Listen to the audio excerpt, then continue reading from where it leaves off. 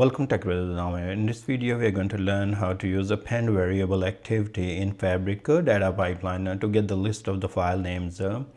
So let's go ahead and take a look what exactly is Append Variable Activity. Append Variable Activity is used to add new values to the existing array variable during pipeline execution. It allows you to build and collect a list of values dynamically, such as file name, record statuses, or process items as your pipeline runs. So think of it as a shopping list. Each time you go to the store, loop when you're looping through or when you're going through those stores, you append to the new items to the list. The list keep growing as you keep going. Now there are some key usages such as collect file names, add each file name to the list inside the ForEach loop. Track status, collect the results such as success, failed for each file or API call. Store error messages, append error messages during batch processing for summary or notification. Log values, capture dynamic values like processed IDs or timestamps. So you understand that let's say in this scenario, if I want to go to the lakehouse here, and this lakehouse folder I have input folder. Every day I want to collect these file names and send an email. So how I can do that? Then I will be using append variable in this case. So I will get the file names by using a get metadata activity, then use the for each loop to loop through their names, and then I will concatenate those values in the array by using the append variable, and finally I will use web activity to send those in the email, or I can maybe just log into some table, or most of the time probably I will be sending email. Now here let's create the new pipeline, and we will be good to the sales workspace, and we have this folder called the pipelines.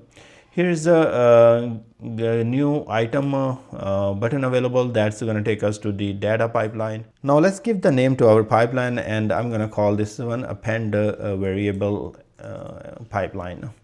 So hit create button. Now let's click on the activities here, and first of all we will be using get metadata. Why I want to use this one? Because I want to get the list of those files. And here I'm going to go to the settings, and then I'm going to go to the lakehouse, and the TechBrothers lakehouse is the name of my lakehouse. I'm going to go to the files here, and then I'm going to choose that folder from which I would like to read the files. It's taking a little bit time to get the folder list, and here is input folder, and then I don't need to select any file because I would like to get all the child items from this folder. So in the field list you're going to hit new, and then the argument you're going to select child items. This is going to get a list of all those child items. Those are files in other way.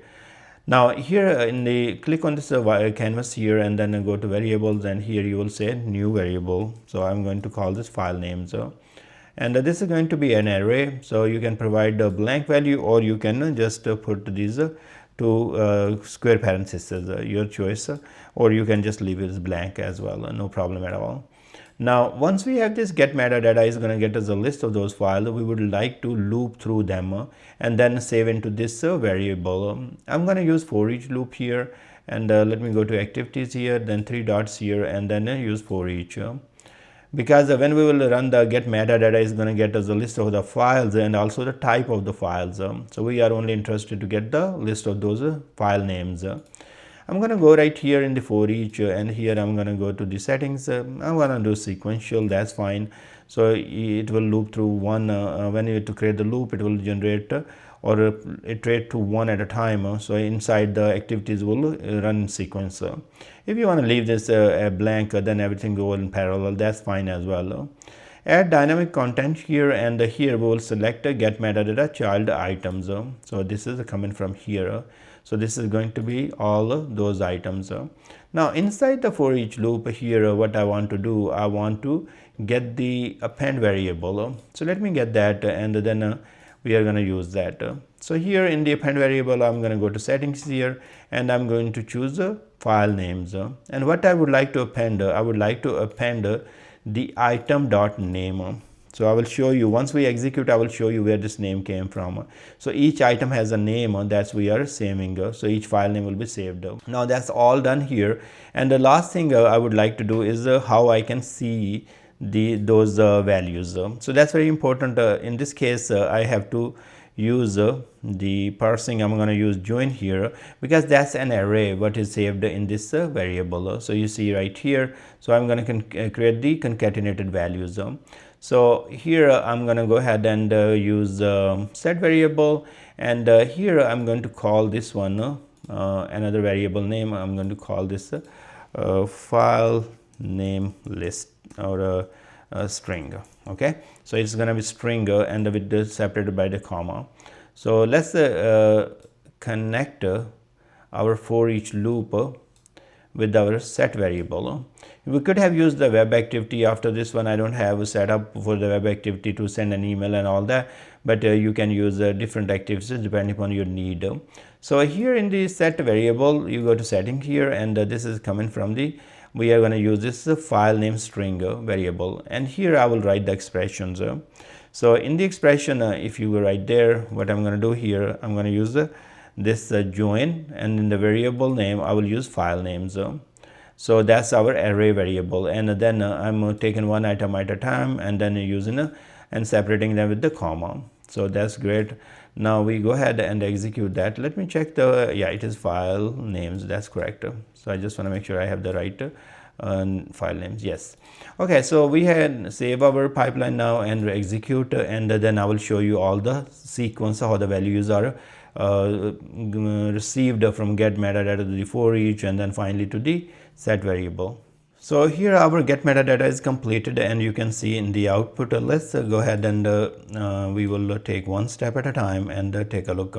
So here it is completed. The very first thing is get metadata. You can see that we have name, that's a file name, and then we have type here. So there are key value pair, name and type. So those are 4 files there, and then they will pass to the for each loop. So for each was looping through 4 items. And then what happened, first time it got this name in the variable file names, then in the next execution it added that next name to the file names variable, then it kept going with the next one, and so it added all of those 4 file names into the variable as we use append variable. And once the for each got completed, then we have set variable outside. So we took that values here, and you can see right there, so file name string, and then we set the values, so we join them. So you see right there, this first value, this is second value, and separated by the comma. So we have a written expression, and now we have this value in this variable. We can use anywhere, wherever we want. We can send an email, and then if we wanted to have a pipe delimited or anything like that, we could use right there. So it is depend upon your expression. Right here I have separated them with the comma. You could have separated by the let's say pipe, or you could have actually, maybe you don't want to have anything but just the space between them, so you could have done all those things whatever you want, or format.